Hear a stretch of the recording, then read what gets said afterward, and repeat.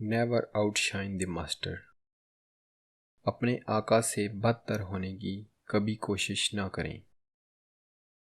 پیغام: اپنے سے اوپر والوں کو ہمیشہ اپنے آپ سے زیادہ ذہین ہونے کا احساس دلائیں، لیکن انہیں خوش اور متاثر کرنے کے لیے اپنی صلاحیت اور مہارت کے اظہار میں اس حد تک مت جائیں کہ آپ کی خواہش کے برعکس ان میں خوف اور عدم تحفظ کا احساس پیدا ہو جائے۔ اپنے آقا کو اس کی اصل صلاحیت اور ذہانت سے زیادہ ذہین اور باصلاحیت ہونے کا احساس دلائیں اور ترقی کی منازل طے کریں۔ ہر شخص کسی نہ کسی حوالے سے عدم تحفظ کا احساس رکھتا ہے۔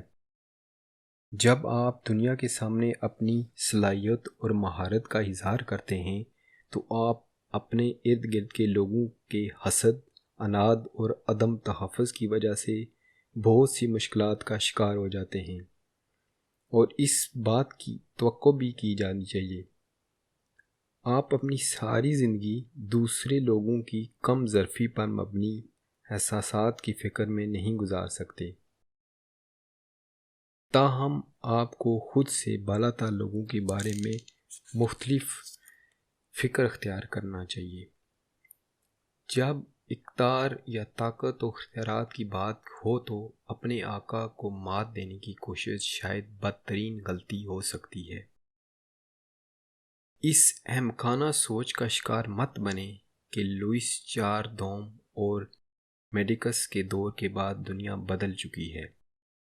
وہ زمانہ قدیم کے بادشاہوں اور شہزادوں کی طرح ہی ہے۔ وہ اپنے مرتبے اور مقام کا تحفظ چاہتے ہیں اور اپنے ارد گرد کے لوگوں سے ذہانت، حاضر جوابی اور خوبصورتی میں برتر لگنا چاہتے ہیں۔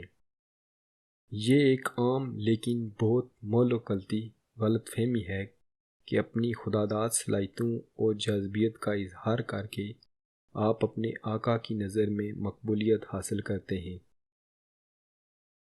ہو سکتا ہے کہ وہ جھوٹی تعریف کرے، لیکن پہلا موقع ملتے ہی وہ کسی کم ذہین اور کم جذب رکھنے والے شخص کو آپ کی جگہ دے دے گا، کیونکہ وہ اس سے کم خطرہ محسوس کرے گا۔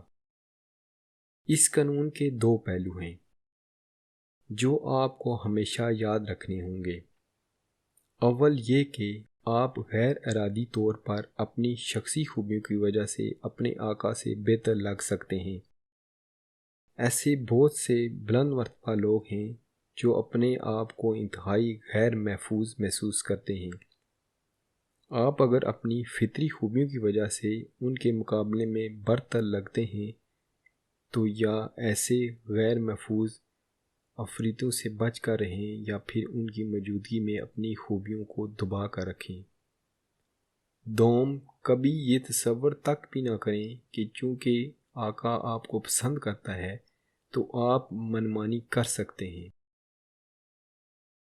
ایسے قبول نظر افراد کے بارے میں کتب کی کتب لکھی جا چکی ہیں جنہوں نے اپنے مقام کو اپنا حق سمجھ لیا اور آقا سے بہتر نظر آنے کی ہمت کرنے کی وجہ سے اپنے آقا کی نظروں سے گر گئے۔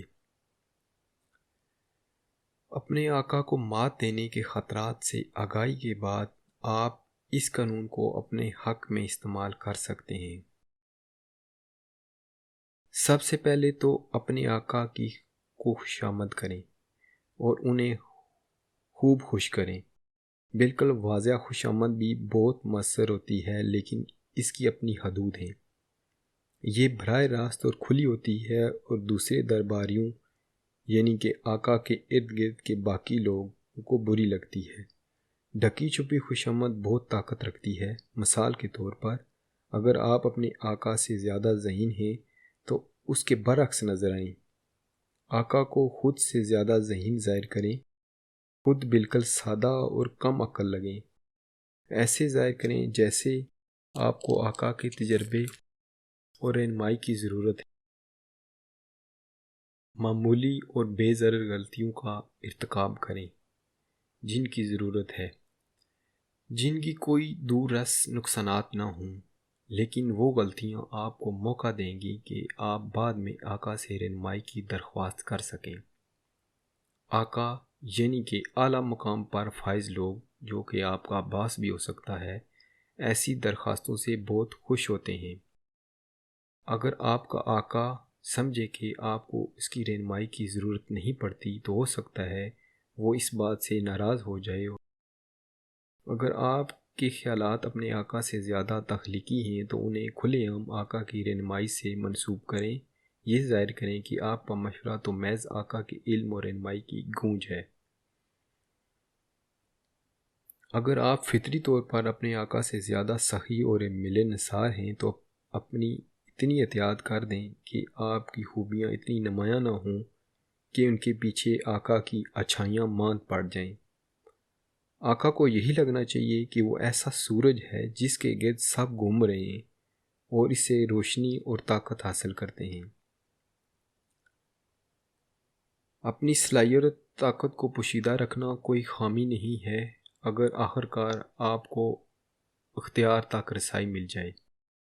دوسروں کو جان بوجھ کے خود مات دینے کا موقع فراہم کرنے سے معاملات آپ کے اختیار میں رہتے ہیں، ورنہ دوسروں کو مات دینے کی صورت میں آپ ان کے عدم تحفظ کا شکار ہو جاتے ہیں، جس دن آپ اپنے مرتبے سے اوپر والوں کو مات دیں گے اسی دن آپ کی خوبیاں ہی آپ کی سب سے بڑی دشمن ہوں گی۔ لیکن اگر آپ آقا کو دوسروں کی نظر میں مزید نمایاں کریں گے تو آپ فوراً ہی ترقی پا سکتے ہیں۔ نکولس فوکیس فرانس کے بادشاہ لوئس چار دوم کا وزیر خزانہ تھا۔ وہ بادشاہ کے بہت قریب تھا اور بادشاہ کا پسندیدہ درباریوں میں سے ایک تھا۔ 1661 میں سلطنت فرانس کے وزیر اعظم جولز مارزین کا انتقال ہو گیا۔ اب نکولس نے وزیر اعظم بننے کے خواب دیکھنا شروع کر دیے، لیکن کافی عرصہ تک بادشاہ نے اسے وزیر اعظم نامزد نہ کیا، تو نکولس نے اپنے محل میں بادشاہ کے لیے شاندار ضیافت کا اہتمام کیا۔ تمام امرائے سلطنت کو مدعو کیا گیا، دعوت پر بہت اہتمام کیا گیا۔ نکولس نے پیسہ پانی کی طرح بہایا۔ اس دور کے مشہور ترین ڈرامہ نویس سے ڈرامہ کا اسکرپٹ تحریر کروایا گیا اور نکولس نے خود اس ڈرامے میں کردار ادا کیا۔ خوبصورت دوشیزاؤں، شراب اور آتش بازی کی وجہ سے پارٹی کو 4 چاند لگ گئے۔ نکولس بہت نمایاں اور سب کا مرکز نگاہ تھا۔ دعوت ختم ہوئی تو نکولس بہت خوش تھا۔ اسے یقین تھا کہ بادشاہ اس سے بہت متاثر ہوا ہوگا اور طلوع آفتاب کے ساتھ ہی اس کی قسمت کا ستارہ عروج پر پہنچ جائے گا۔ لیکن صبح اس کی تمام توقعات اور خواہشات کے برعکس بادشاہ نے اسے گرفتار کروا دیا اور سرکاری خزانے میں بے ایمانی کے الزام میں اسے زندان میں ڈال دیا گیا اور باقی زندگی اس نے قید میں بسر کی۔ 17ویں صدی کے آغاز میں اس دور کا عظیم سائنسدان گلیلیو اپنی علمی مہارت کے باوجود تنگ و دست رہتا تھا اور اپنے تخلیقی کام کے لیے صاحب ثروت لوگوں کا محتاج رہتا تھا۔ 1610 میں گلیلیو نے ستارہ مشتری کے گرد گردش کرنے والے 4 چاند دریافت کر لیے۔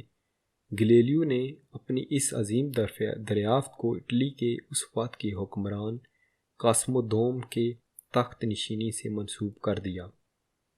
اس نے کہا کہ جس دن قاسمو دوم تخت نشین ہوا اسی دن عظیم سیارے مشتری کے گرد 4 چاند طلوع ہوئے، جس سے بادشاہ کی حکمرانی کو آسمانی جواز اور سند حاصل ہوتی ہے۔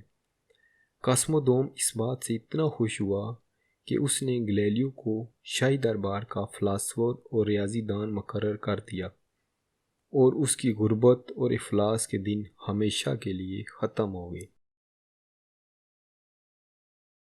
حاصل: جس طرح آسمان میں ایک سورج اور بے شمار ستارے ہیں اور ان میں سورج کو امتیازی حیثیت حاصل ہے، اس طرح آقا کی حیثیت کشش اور چمک دمک سے زیادہ کی کوشش کرنے کی بجائے اس کی موجودگی میں مدھم اور غیر نمایاں ہونا ہی دانشمندی ہے۔